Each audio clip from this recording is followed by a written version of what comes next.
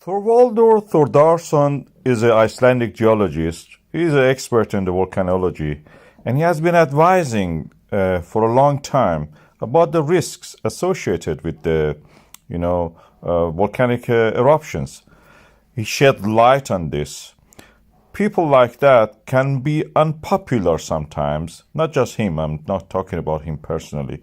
If you're a person who goes and advises people about health and safety when they are sleepwalking into, for example, a floodplain or a danger zone in a mine or a cave, and point into the hazard and the risk associated with it and give them advice, you may be ignored. You will not be very popular. In Iceland, we have all the geological knowledge available. Maps are drawn. Systems of the volcanoes are known, and many books and publications are available about them. We have eruptions already and charts available for them to show that these eruptions are associated with this earthquake. We have the hazards for the gases and ash flowing toward the other parts of the world. And yet, your advice is ignored, pointed to the other direction. It's thrown away like a bag of trash. The risk is there, and we know this. We have to learn for this. For Grindavik, for Reykjavik, anywhere else in the world, geologists have to be listened. This image should be the icon for the geologist risk assessment. Where lava is there in the past, it may erupt and come there again. I have several videos about these situations, and I will put them after this video. My colleague is right on that we have to listen to the risk assessments. He's more tactful than me, but I'm just telling it more direct. We have to listen to the risk assessment. We have to listen to geologists. You cannot ignore the people who know. What is happening to the Grindavik and where to build it again? Grindavik is in the Reykjanes peninsula of Iceland, in the northern Atlantic Ocean. In this area, we had an uplift to the east and the west, and the central part, which was this town, is actually sinking, going down. And this is a graben situation. We have two fault lines controlling at the center. The town is falling. The whole area, the zone is falling, and the magma is rising there. This is the Eurasian plate separating from the North American plate.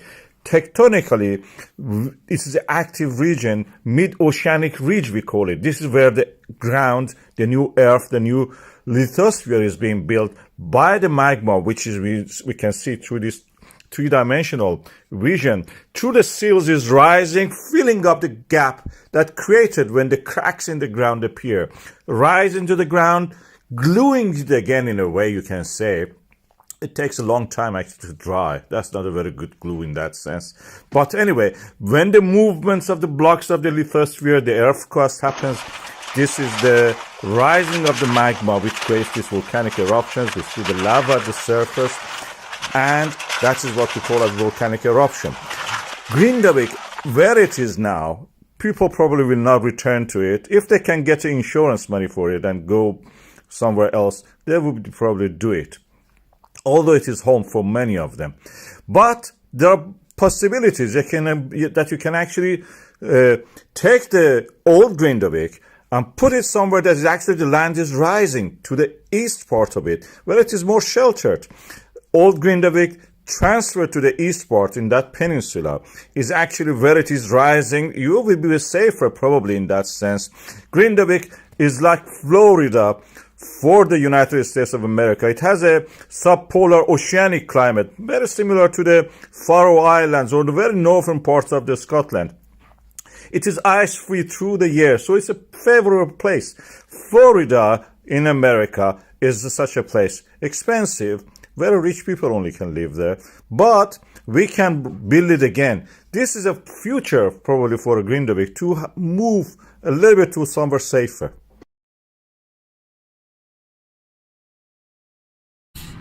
This is the area that was flooded on our last journey.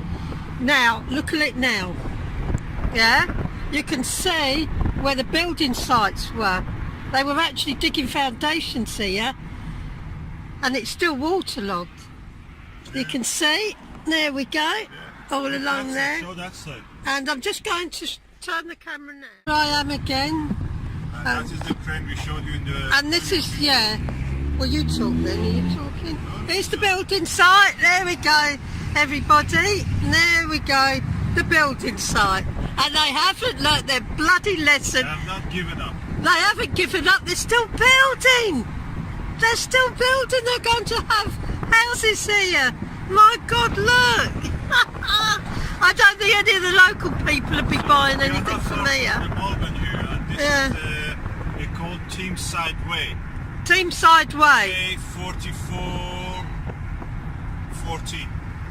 Okay, on the A4440, and I think I can catch this little vehicle working overtime on a Saturday to make up for lost time. Yeah, to make and the building and sell it as quick as possible. Yeah, and they're over there. Digging. Yeah, they're digging. And you see more boats there, I think.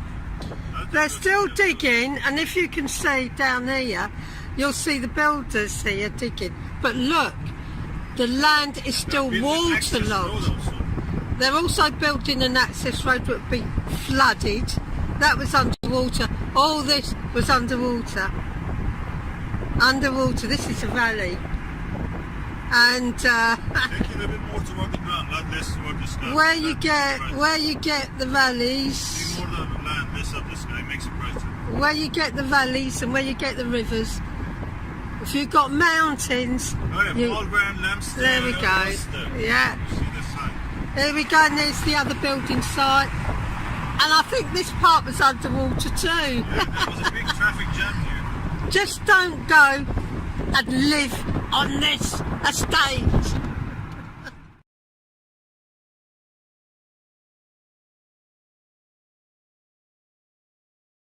Floods! I'll take it out.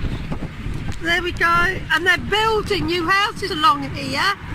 So anyone who wants a new house, don't come here. Herefordshire. Yeah, this is Herefordshire. Where the months you don't... Wet. All The these river fields. Severn or Tees. Yeah, River it's Bay. wet. It is absolutely soaked. Look at it. I'll just let the camera run for a little while.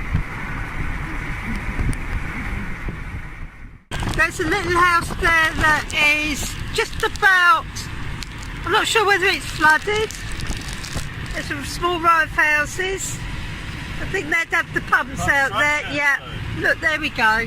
They will build their houses Yeah, to tell the people. you can see they're actually, If you want to buy anything, look at the flood map of the UK. yeah, look at the flood map because these were having new builds. All of here was being new built. It's field after field and the same on the opposite side of the road. I think we can call safely the Herefordshire also a lake district. At the moment, everywhere we can just see lakes.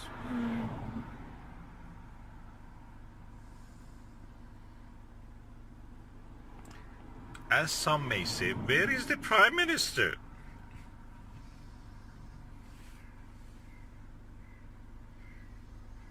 You get what you deserve.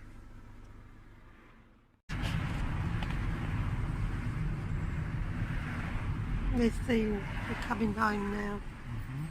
And yeah, they're still flooding on the other We side. have the lake district. Yeah, we're coming home now, and again, just showing you a few hours later.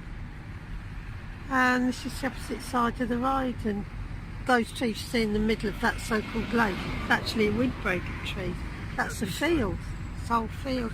And the same that side. Well, I can't, can I? Okay, there are.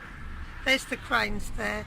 I think they're lifting bits and pieces out. I think they were actually there without knowing that was going to happen. Yeah, they were. These. They're building something. Yeah, they were, or should be, constructing buildings actually. They're building a new pier here. Yeah, I think they were building a new pier. They were doing something there. Queen Mary ship to come here and cruise ship to come and take the passengers for Atlantic. But they were building something here. It's practically what you see here is the Atlantic Ocean. Yeah. There you go. Again, this side all. Oh, look at that Yeah, bridge. just the river bursted its banks. There we go. It's not Severn. It's not the Bristol Channel. This is the It's River Teign. River Teign. There, that's the little River Teign. Look at it. Tiny river. And that's both sides. Both sides. It just burst its banks.